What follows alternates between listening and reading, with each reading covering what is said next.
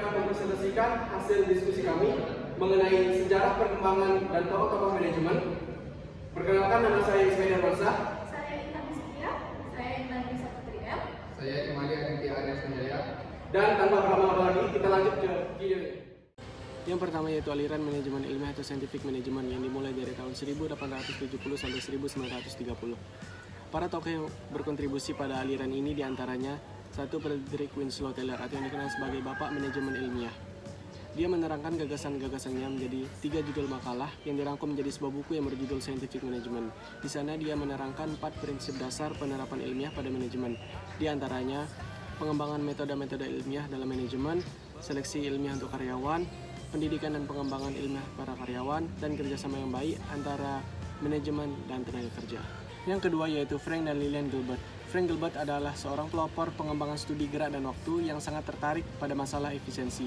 Sedangkan istrinya Lillian Gilbert lebih tertarik pada aspek-aspek manusia dalam kerja. Yang ketiga yaitu Henry L. Gantt. Kontribusinya yang terbesar adalah penggunaan metode grafik yang dikenal sebagai Bakan Gantt atau Gantt chart untuk perencanaan, koordinasi, dan pengawasan produksi. Yang keempat yaitu Harrington Emerson. Dia mengemukakan 12 prinsip efisiensi, antara lain tujuan-tujuan dirumuskan dengan jelas, kegiatan yang dilakukan masuk akal, adanya staf yang cakap, disiplin, balas jasa yang adil, dan lain-lain. Teori organisasi klasik. Tokoh yang pertama ada Henry Fayol. Dari tahun 1841 sampai 1925. Henry Fayol, seorang tokoh industri Prancis yang mengemukakan teori dan teknik-teknik administrasi sebagai pedoman bagi pengelolaan organisasi dalam bukunya yang berjudul Administration Industrial et General atau Administrasi Industri dan Umum. Henry Fayol mengemukakan 14 prinsip-prinsip manajemen. Yang pertama, pembagian kerja. Yang kedua, wewenang. Yang ketiga, disiplin. Yang keempat, kesatuan perintah. Yang kelima, kesatuan pengarahan. Yang keenam, meletakkan kepentingan perseorangan di bawah kepentingan umum. Yang ketujuh, balas jasa. Yang kedelapan, sentralisasi. Dan yang kesembilan, rantai sekalar. Yang ke-10, order. Yang ke-11, keadilan. Yang ke-12, stabilitas staf organisasi. Yang ke-13, inisiatif. Dan yang ke-14 atau yang terakhir, esprit de corps. Dan tokoh selanjutnya ada James Money. Menurut Money, untuk merancang organisasi diperlukan 4 kaidah. Kaidah yang pertama ada prinsip koordinasi, yang kedua prinsip skalar, yang ketiga prinsip fungsional, dan yang terakhir ada prinsip skalar. Tokoh selanjutnya ada Mary Baker Collett dari tahun 1868 sampai 1933. Collett dan Barnett bertindak sebagai jembatan. Pemikiran mereka berdasarkan kerangka klasik tetapi memperkenalkan beberapa unsur aspek hubungan manusiawi. Collett adalah ahli ilmu pengetahuan sosial pertama yang menerapkan psikologi pada perusahaan, industri, dan pemerintah. Dia juga menguraikan suatu pola organisasi yang ideal di mana manajer mencapai koordinasi dan komunikasi yang terkendali atau yang baik dengan para karyawan. Yaitu aliran hubungan manusiawi. Hubungan manusiawi, perilaku manusia atau neoklasik muncul karena ketidakpuasan bahwa yang dikemukakan pendekatan klasik tidak sepenuhnya menghasilkan efisiensi produk dan keharmonisan kerja. Ada beberapa ahli mencoba melengkapi teori organisasi klasik dengan pandangan sosiologi dan psikologi. Yang pertama yaitu Hugo Mansterbach pada tahun 1863 sampai 1916 sebagai pencetus psikologi industri.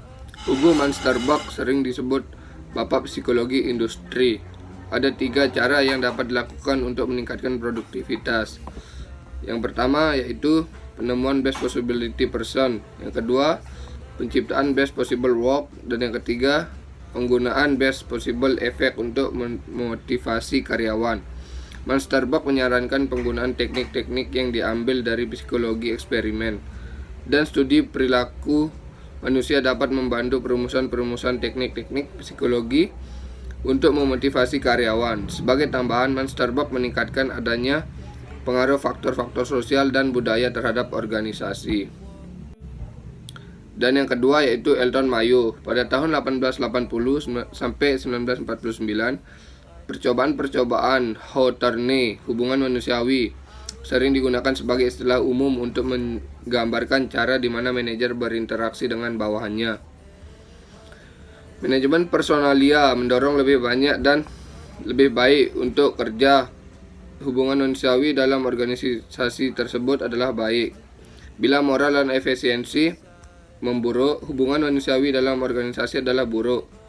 Elton Mayo dan asisten risetnya Fritz J. Rothberger serta William J. Dixon mengadakan suatu studi tentang perilaku manusia dalam bermacam situasi kerja yang sangat terkenal di pabrik Hawthorne milik perusahaan Western Electric dari tahun 1927 hingga 1932.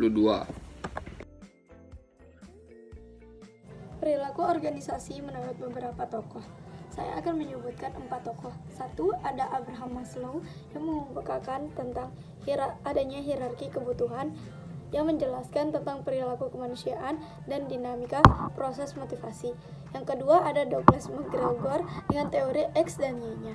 Yang ketiga ada Frederick Herzberg yang menguraikan teori motivasi higienis dan teori 2 faktor. Yang keempat ada Robert Black dan Jan Newton yang membahas 5 gaya kepemimpinan dengan kisi manajerial. Dan juga ada prinsip-prinsip dasar perilaku organisasi. Yang pertama ada manajemen tidak dapat dipandang sebagai suatu proses yang ketat, yaitu peranan, prosedur, dan prinsip. Manajemen harus sistematik dan pendekatan yang digunakan harus dipertimbangkan secara hati-hati. Yang ketiga ada organisasi sebagai suatu keseluruhan dan pendekatan manajer individual untuk pengawasan harus sesuai dengan situasi. Yang keempat ada pendekatan motivasional yang menghasilkan komitmen pekerja terhadap tujuan organisasi yang sangat dibutuhkan. Dan ada juga tambahan lain dari perilaku organisasi. Aliran kuantitatif adalah aliran yang ditandai dengan berkembangnya tim-tim research yang menghadapi masalah-masalah pada Perang Dunia Kedua. Prosedur riset operasi tersebut kemudian diformalisasikan dan disebut aliran manajemen sains. Selanjutnya, pendekatan sistem. Sebagai suatu prinsip fundamental, pendekatan sistem adalah sangat mendasar. Secara sederhana bahwa segala sesuatu akan sangat berhubungan dan bergantung satu sama lain. Jadi menurut definisi, hampir setiap fenomena dapat dianalisis dan disajikan dari sudut pandangan sistem. Teori modern cenderung memandang organisasi sebagai sistem yang terbuka dengan dasar konsepsional dan didasarkan dengan data empirik serta sifat yang integratif dan sintesis. Pendekatan kontingensi.